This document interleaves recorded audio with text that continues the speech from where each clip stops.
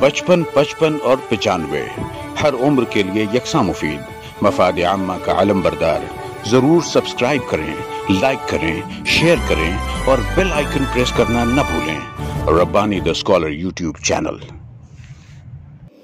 मैं पहले अफसाने पर बात करूंगा। उसमें सर देखा तजस्सुस बहुत जबरदस्त है उनके बयान में क्या होगा और अफसाने की बुनियाद है आगे क्या होगा। अगर अफसाना निगार ये जान है तो अपने कार्य को बांध कर सकते हैं। बस वो जो गालिब है, गालिब का शेर है, वो अफसाने पर बहुत भारी है, उसको हटाना चाहिए और उसको आजाद करना चाहिए। मैं महसूस किया तो कर देना था पहले महसूस किया था, अभी नहीं, पहले महसूस किया था, तब से हो जाते थे फिर आप। और किसी ने कहा था कि जब वो अफसाना निगार अफसाना पढ़ चुके और सामने या तारीफ कुछ कहे तो अफसाना निगार को कान खोलकर सुनना चाहिए। लेकिन अगर अफसाना निगार वजाहत कुछ कहने लगे तो कारी और सामने को चाहिए कि अपने कानों में उंगलियां ठोस दे। शब्बीर वाहिद साहब ने जो यहाँ पे दो अफसाना पेश किया, इसमें सबसे बड़ा जो मैं समझ सका हूँ जो मसला उनके साथ हुआ या उन्होंने जो हमें जुल देने की कोशिश की, वो पहले से सोच के रखे थे कि उसको ये इख्तिताम जैसे तालीमुन निसा मानो। अब ये चीज सोच कर फिर अब उसको कैसे अफसाने के पैराए में ढाल रहे हैं, तो वो लवाजमात को सही तरीके से बरत नहीं सके। अभी एक साहब ने तबसरा किया, मेरे दोस्त छोटे भाई इम्तियाज रफीक सर ने, कि जबान पसंद नहीं आई। मुकालमे में जो किरदार होता है उसकी जबान या उसकी बोली कोई भी हो सकती है, बस उसको सलीके से जो बोली का यहाँ दावा किया जा रहा है उसको बरतना चाहिए अफसाना निगार को। अगर वो भोजपुरी या यूपी की कोई जबान बोल रहे हैं, कोई इलाकाई बोली, तो बाकायदा ठीक वही बोली यहाँ पर अफसाना निगार को बरतना चाहिए।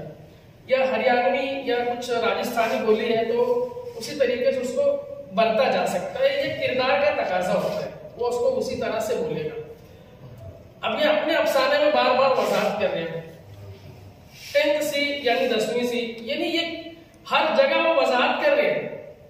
और पहले अफसाने में भी जो बयानिए में इतने मुतरादिफात इस्तेमाल करते जो मस्जिद में, खानकाहों में, मदरसों में, ऐसा कुछ भी था, इतने मुतरादिफात का इस्तेमाल किसी भी तरह का अफसाना मुकाबिल नहीं होता। तो आपने जो दो अफसाने यहाँ में जो पेश किए, इसी मसला यही है कि मैं भी बहुत देर से सोच रहा था कि पहला अफसाना क्या था।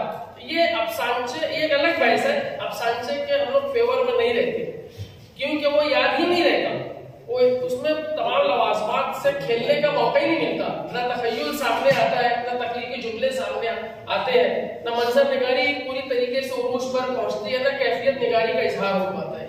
तो मसला यही है कि अफसाना होने की वजह से वो जल्दी याद नहीं आता। यह भी ठीक है कि कुछ अफसाने इतने बेहतर लिखेगा लेकिन उनका कैनवास इतना छोटा नहीं होता। ये एक अलग बहस है कि अफसाना और अफसाने की जो बहस है कि कितना तवील या कितना मुख्तसर होना चाहिए। बहरकैफ आपसे यही उम्मीद है कि आप चूंकि अफसाने की किताब आ चुकी है तो आपकी जो शख्सियत में जो मिजाज का जो पहलू है आपके अफसाने में वही झलकता भी है। तो बेहतर ये है कि आप मिजाज निगारी उस पर आप तबाज़ है, क्योंकि अफसाना जो अदब आलिया है, अफसाना जो है तो अदब आलिया है, बहुत मुतालिया अपने समुंदर को कूजे में समेटना, मुख्तसर लफ्जों के साथ अपने उन तमाम चीजों को परोसना जो एक अफसाने का, एक अच्छे अफसाने का तकाजा होता है। हम आपसे अच्छी उम्मीद रखते हैं कि इंशाल्लाह जब आप कभी अफसाने के साथ यहाँ तशरीफ लाए तो मुमकिन है कि हम तकाजों का फुलफिलमेंट होता हुआ देखें इंशाल्लाह। बहुत अच्छी आपने वजाहत की है। दरअसल अफसाने की जो बात है तो वो नंटू साहब की भूख है उन पे खत्म हो गया। उसके बाद भी जोगिंद्र पाल साहब ने जो है मिट्टी के इदराक वो लिखा, वो किताब बहुत लोगों ने पसंद की। लेकिन हमारे अजीम नवाज भाई साहब जो है वो काम कर रहे हैं अफसाने पे, तो अफसाने लिखे जा रहे हैं उर्दू में भी। मतलब वो अफसाना नहीं, कहानी छोटी कहानी है, थोड़ा सा फैला सकते हैं। जो एतराज हुए हैं तो आपकी जो जुमले जो आती है कि भाई इंतकामन, तो हम लोगों ने छोड़ता इंस्टाग्राम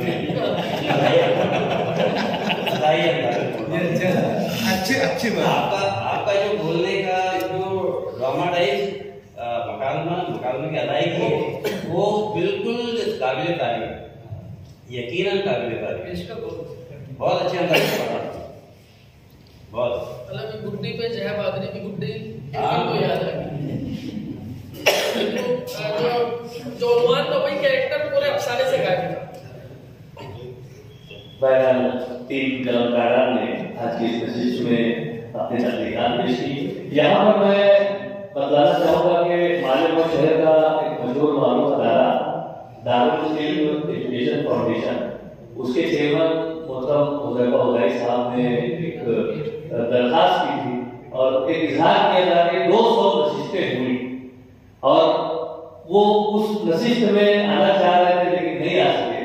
और आज की जो ये 200 के ऊपर एक नशिस्त पहुंची तो उन्होंने अपने यहाँ का जो कैलेंडर है उसको पतन जो है वो सामईन को पेश करने के लिए और हाज़रीन को पेश करने के लिए भेजा है। मैं उनके नुमाइंदगान से गुजारिश करता हूँ कि आप अपना तोहफा लाकर हमारे सदर साहब की खिदमत में पेश कर दें ताकि वो तोहफा जो है तमाम हाज़रीन तक पहुँच जाए। और अदालत नसीहत की जानिब से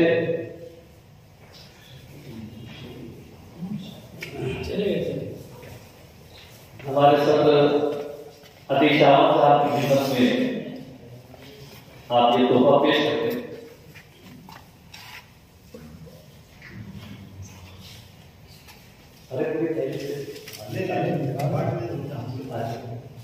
आपको दे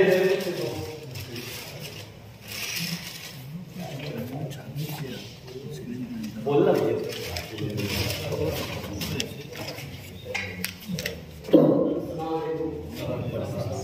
हाजिर महफिल और बुजुर्गों, सर तारुफ कराना भूल गए कि हम आए किस अदालत से हैं और किस लिए आए। तो मैं माजरत के साथ आप लोगों से थोड़ा सा वक्त लेता हूँ कि हमारा अदालत दारुल इल्म एजुकेशन फाउंडेशन अल्हम्दुलिल्लाह हमारी 2 ब्रांच हैं। एक क्लियर भी चालू है कॉर्पोरेशन के सामने और एक दूसरी ब्रांच है नूरबाग के सामने। और अल्हम्दुलिल्लाह इसकी तीसरा कदम हमने एक नया अदालत चालू किया है जहाँ पर स्पेशल मासूम तलबा जिस्मानी और दिमागी तौर पर ऐसे बच्चों के लिए हमने स्कूल खोले हैं जो बना भोग स्कूल है। इसी कारण से हम आपसे मुलाकात कर रहे हैं और ऐसा समझ लीजिए कि इस अदारे का इंफॉर्मेशन के लिए या फिर उसके ताल्लुकात के लिए हम आपकी हदिया देने के लिए कैलेंडर और एक फोल्डर लेकर आए हैं। अगर आप लोगों को फुर्सत मिले या आप लोगों के पास कुछ कीमती वस्तुएं हो तो हम आपका इस्तेमाल करते हैं। आप हमारे अदारे पर आइए अपनी कीमती वस्तुओं से नवाजें।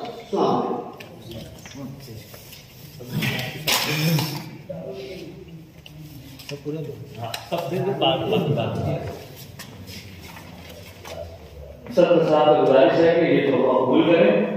बहुत शुक्रिया। बाद में तकसीम कर देंगे। आइए हमारा जो ये आज की नशिस्त है और जो आज की तहरीरी तकरीब है वो यहाँ जारी है। रात काफी हो चुकी है और हमारे मुअज़्ज़ज़ मेहमान यहाँ पर तशरीफ करते हैं। मैं आज यहाँ मेहमान से गुजारिश करता हूँ कि आप साहिब एजाज की खिदमत में जो तोहफा पेश करना चाहते हैं वो पेश कर दें और साथ ही साथ अपना यहाँ पर साहिब एजाज के ताल्लुक से अदालत नसरी अदब के ताल्लुक से आप जो भी इजहार करना चाहें।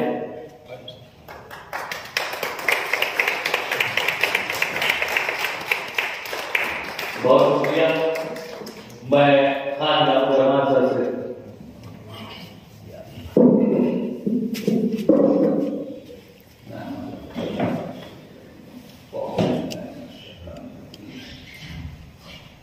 सदर दीगर मेहमान सामईन हाज़रीन अस्सलाम वालेकुम। एक अंसारी का मेरा ताल्लुक अगर शबीर माहिर की ज़बान में बोले तो लंगोटिया यार है। बचपन से हम साथ में रहे हैं। 8वीं जमात से लेकर 10वीं तक की जो आखिरी पेज था 10वीं का वो हम लोगों ने साथ में किया है और मैं जानता हूँ कि इस कठिन कुर्सी की हालत में इन्होंने तालीम हासिल की।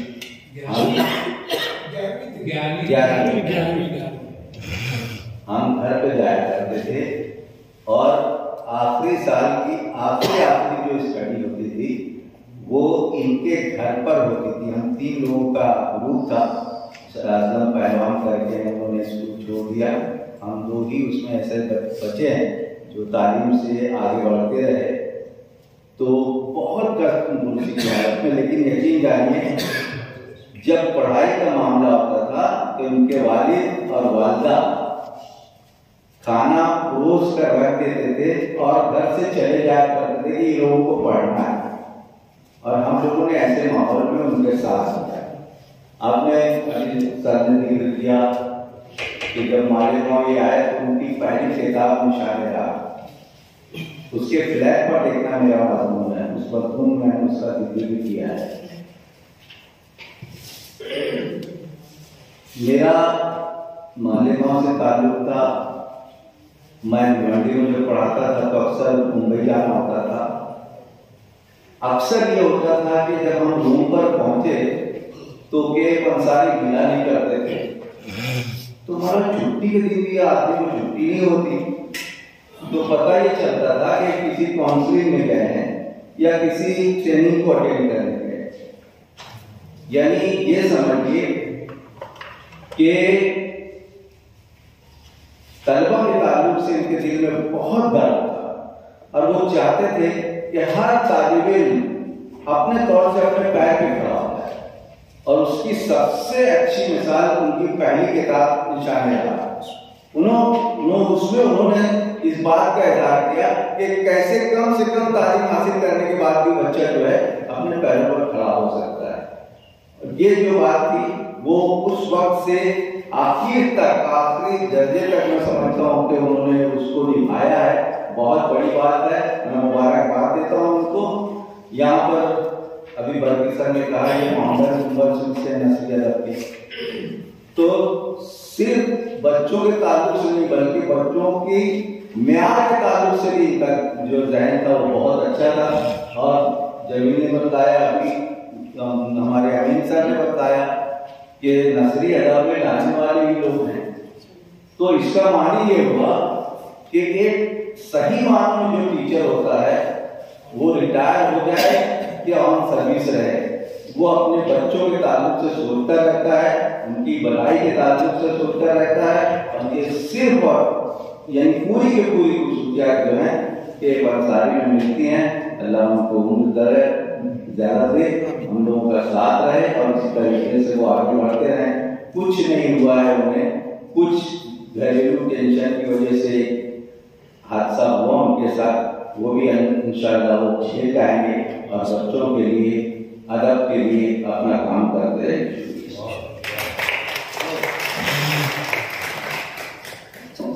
मौके पर मैं मोहम्मद मुस्तफा अहमदी सर की गुजारिश करता हूँ तशरीफ लाएं और इज़हार करें।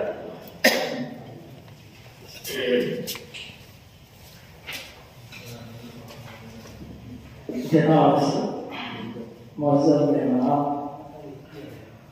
और मेरा इंतहाई करीबी और अजीज दोस्त के इंसान, मैं समझता हूँ कि मालेगांव में तमामी लोग जानते होंगे कि केर और अफंदी ये जोड़ी जो है हर मैदान में मौजूद पाई गई है, और सिर्फ एक मैदान ऐसा है जो मैं उनका साथ नहीं दे सकता, वो कैद नस्री अदब। इसलिए मैं अदब नवाजी से माफ़ी तलब करूँगा कि मुझसे अगर कोई गलती हो जाए तो ये माफ़ कीजिएगा। केर अंसारी पेटीटी हाई स्कूल में जब आए उसी दिन से हमारी दोस्ती हुई, और उस वक्त तो हम 2 नहीं थे, हम 3 थे। पूरा मालेगांव है हम तीनों को जानता था। मुख्तार अंसारी साहब मरहूम, अल्लाह उनको जन्नत नसीब करे, हमारे बहुत ही करीबी दोस्त थे। इंतकाल के बाद हम लोग रहे, लेकिन उसके बावजूद भी हम लोग जो है मालेगांव को कुछ न कुछ देने की कोशिश करते रहे। और ये कोशिश में सबसे आगे जो है कि अंसारी सर रहते थे, उनमें पीछे पीछे निकलना। मुझे बहुत अच्छी तरीके से याद है कि ऑल महाराष्ट्र उर्दू शिक्षक तंजीम का मालेगांव मौजूद आया, तो उसके लाने वाले जो थे वो के अंसारी सर थे।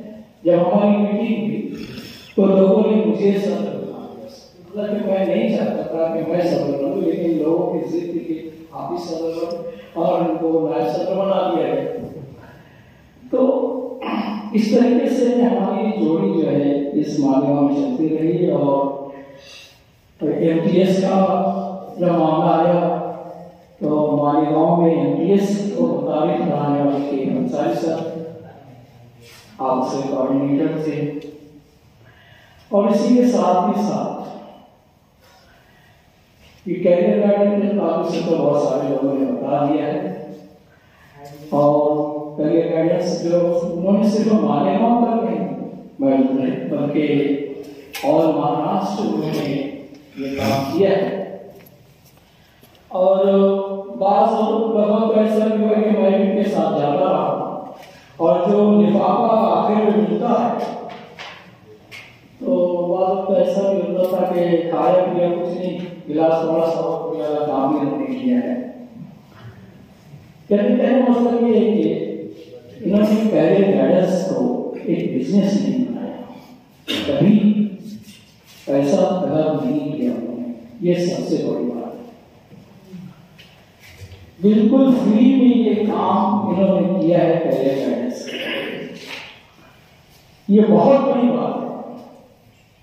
हजारों तलबा को उन्होंने गाइडेंस दिया है। और एक काम और इन्होंने किया है कि हमारी आदत थी कि स्कूल के बाद हम लोग जो है टहलने जाया करते। अगर मैं कभी अकेला निकल जाऊँ तो 17 लोग पूछते थे क्या ये अंसारी का, और ये हम उनके साथ मिलता हुआ कभी अकेले निकले तो पूछते थे। तो मैं ये बता रहा था कि कैरियर गाइडेंस को इन्होंने कोई बिजनेस नहीं बनाया, इन्होंने बिल्कुल फ्री में काम किया। और कभी हम लोग पहले ही करते थे तो कोई तालिबी इल्म मिल जाए या कोई पेरेंट्स मिल जाए तो खड़े और वहीं पर उनका गाइडेंस को ले जाता तो मैं खड़ा था। और ये होता था कि हमारे टहलने का वक्त जो है वो खत्म हो जाता था। तो कहने का मतलब ये है कि केवल सारी समय बिल्कुल बेलौस खिदमत की है मालेगांव की और मालेगांव के बाहर के खिदमत की। तो मैं मुबारकबाद पेश करता हूँ केवल सारी समय। और एक बात और मैं कहना चाहता हूँ कि आज आबंदी सर की जो भी थोड़ी बहुत इज्जत मालेगांव में है वो केवल सारी सर के बारे में मैं इस बात का कोई नहीं सीखा, मैंने से बहुत कुछ सीखा हूँ और बहुत कुछ हम लोगों ने इन्हीं के रहनुमाई में काम किया है। और मैं नस्ल अदब के अरकान का पहले से शुक्रगुजार हूँ कि आज उन्होंने उनके इजाज़त में ये नसीहत की है। शुक्रिया। हमारे बैरून के शहर से तशरीफ फरमा मकसूद अजहर साहब ने गुजारिश करूँगा कि भाई के तशरीफ लाएं और नशिश के ताल्लुक से साहिब एजाज के ताल्लुक से और आपसे क्या महसूस किया अपने साथ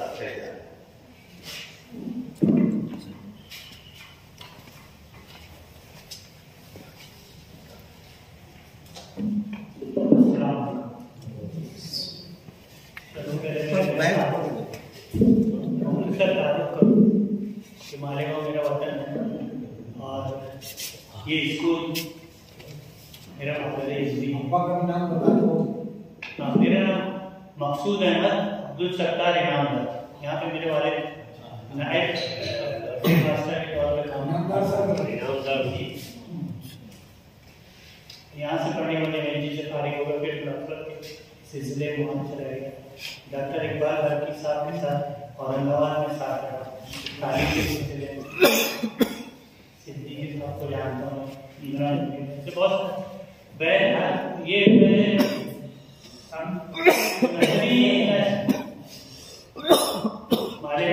नर्सरी अदब की जो नशिस्त है उसका तसलसल से होना बहुत हैरत अंगेज है। यानी कहीं पर ऐसी मिसाल नहीं मिलती कि इतनी तसलसल से इतनी सारी नशिस्तें हुई हैं। और मैं हमेशा इनकलाब में उसकी ऐलानात देखता हूँ और सिर्फ तमन्ना करता था कि कभी मैं भी मालेगांव में मौजूद रहूँ और उससे शिरकत करूँ। इससे पहले एक नशिस्त में मैं शरीक हुआ था, उसमें मजीद सिद्दीकी सर भी थे और साथ हजरत भी थे। उनकी सदारत में वो नशिस्त हुई थी। तो बड़ी खुशी की बात है मुझे कि मेरे वतन में ये अदब इतने अच्छे लोग लिख रहे हैं, इतने ज़्यादा लोग बैठे हैं, वो नौजवान सर बहुत खुशी हुई। खासतौर पर नौजवान इतने सिद्दीकी है, इतना जलील है, एक शहरोज खावर भी है ना, और भी बहुत सारे नाम है मेरे जहन में नहीं आए। तो बहुत अच्छा माहौल है अदब का। दुआ कीजिएगा दोबारा फिर मैं मालेगांव आ जाऊँ और यहीं पे बूथ बात इख्तियार करूँ, ऐसी मेरी तमन्ना है। शुक्रिया।